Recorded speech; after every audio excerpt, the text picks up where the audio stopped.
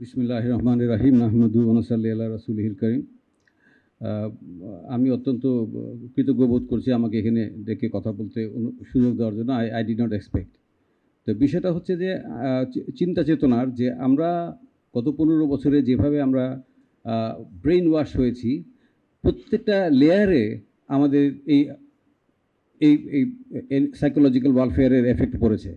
আজকে দেশে এমনিভাবে ট্রমাটাইজ যে একটা রিক্সা পুলার জানে শেখ হাসিনা একটা দেশের জন্য ক্ষতিকর ফ্যাসিস্ট, কিন্তু একজন শিক্ষিত ব্যারিস্টার সুমন বলে ওনার চেয়ে ভালো মানুষ পৃথিবীতে হতে পারে না।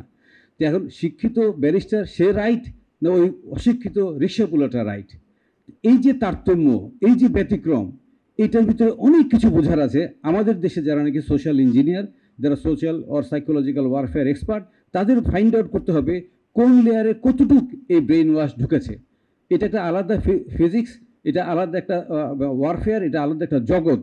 এটা বুঝতে হলে সাধারণ মানুষ, সে হতে পারে পিএইচডি, হতে পারে ইউনিভার্সিটির প্রফেসর, বাট ওই আলাদা জগৎ সম্বন্ধে যদি নলেজ না থাকে সে এটা কাজ করতে পারবে না। আর এমনি একটা নলেজ, এটার উপরে কাউকে কেউ পিএইচডি দেবে না।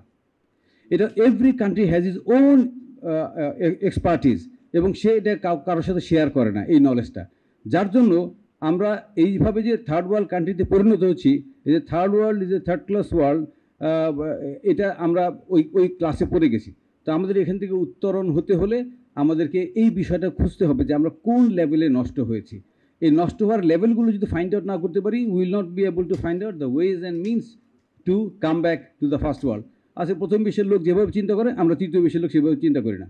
আজকে জাপানে সব বাংলাদেশিদেরকে নিয়ে গেলে, জাপানিদেরকে হাইপোথেটিক্যালি বাংলাদেশে নিয়ে আসলে 10 বছরে বাংলাদেশ জাপান, আর 5 বছরে জাপান হয়ে যাবে বাংলাদেশ। ইট পার্টিকেলগুলো আমরা বিক্রি করে দেবো। এই যে হিউম্যান ইনগ্রেডিয়েন্টের তারতম্য, এটা কিভাবে হয়েছে এবং এটা কিভাবে রিকনস্টিটিউট করা যায়, সেটার উপরে যদি আমাদের ধ্যান ধারণা আসে, বুঝতে পারি, শিখতে পারি, কারেক্ট লোককে আইডেন্টিফাই করতে পারি, রিসোর্স পার্সন আইডেন্টিফাই করতে পারি, এবং ওদেরকে দিয়ে যদি এই টিমটাকে তৈরি করে যে ঠিক আছে আমরা সবাই তো স্বাধীন থাকতে চাই, সবাই ভালো থাকতে চাই, কিন্তু এই চাওয়ার ভিতরে আমরা তো কিভাবে হবে সেটা বোঝা মুশকিল। আমি একটা কথা বলে শেষ করব এখানে, সেটা হলো টেম্পারেচার, জ্বর হয়েছে, সাধারণ মানুষও বুঝে, ডাক্তারও বুঝে। যদি দেখে জ্বর ভালো হচ্ছে না, ডাক্তার তখন তাকে টেস্টে পাঠায়। ওই টেস্ট হতে পারে ব্লাড টেস্ট, তারপর ইলেকট্রোমেডিক্যাল টেস্ট, হতে পারে এমআরআই, সিটি স্ক্যান, অনেক কিছু। কারণটা কি টু আইডেন্টিফাই দ্য কারেক্ট। আমরা এমনি একটা জাতিতে পরিণত হয়েছি, we all are psychiatric problem, psychologically we are sick. That's why it is say that man gets morally corrupt long time before he acts on it. একটা কাজ করার আগে মানসিকভাবে করাপ্ট হয়ে যায়। এই ডিজিজটাকে আমরা আইডেন্টিফাই করি কীভাবে? ও করাপশন দূর করে, কোনো ব্যাপারই না, ডান্ডা দিয়ে ঠিক করে ফেলা যাবে। ইম্পসিবল। কারণ এই জিনিসটা এমনি একটা আইটেম যে জ্বর হলে মানুষ স্বীকার করে, ক্যান্সার হলে স্বীকার করে, যে কোনো রোগ, ফিজিক্যাল রোগকে মানুষ স্বীকার করে, কিন্তু সাইকিয়াট্রিক প্রবলেম হলে সে বলে আমি ঠিক আছি। সে কোনো দিনই বলবে না আমার সাইকিয়াট্রিক প্রবলেম আছে, ভাইজান ডাক্তার সাহেব আপনি আমরা ভালো করেন, বলছেন না আমি তো ঠিক আছি, আপনার ট্রিটমেন্ট দরকার। এই যে মানুষ আমরা বুঝতে পারতেছি না, we are suffering, the whole nation is a psychiatric problem. আমাদেরকে সবাইকে নিয়ে তো মাদকাসক্ত নিরাময় কেন্দ্রে ঢুকানো যাবে না জাতিকে। তা আমরা কী করতে পারি?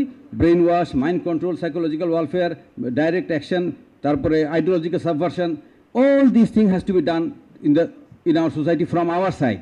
Only then we can reverse the situation the enemy psychological warfare team has done on our nation, on our people. Thank you very much. May Allah bless us all. Assalamu alaikum.